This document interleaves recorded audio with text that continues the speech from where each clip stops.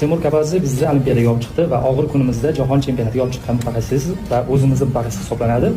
Shu nuqtai nazardan assotsiatsiya tomonidan xorijdan murabbiy izlanayotgan paytda kafa turniridan oldin ham, keyin ham muxlislar ham, mutaxassislar ham juda ham ko'plab insonlar Timur Kapadzeni terma jamoamizda qolishini istadi. Buni ijtimoiy tarmoqlarda ham ko'rdik, OBD ham ko'rdik va shu nuqtai nazardan ishonch bildirilgan joyda ishonchni oqlagan mutaxassisdan voz kechib, xorijdan murabbiy olib kelish qanchalik to'g'ri va Timur Kapadzega nisbatan hozir nohaqlik bo'lib qolmadimi sizingcha?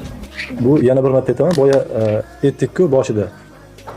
Rahbariyat, ijro qum, murabbiylar shtabi va ko'p mutaxassislar bilan maslahatlashgan holda terma jamoani jahon chempionatiga optimal tayyorgarlik, o'sha xalqaro tajribaga ega bo'lgan, xalqaro jahon chempionatlari havosini ko'rgan, o'sha bosimni bosib o'tgan, ko'rgan mutaxassisni olib kelish qarori qabul qilindi.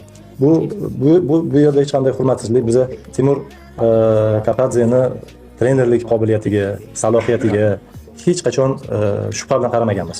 Hech qachon behurmatlik qilmaganmiz.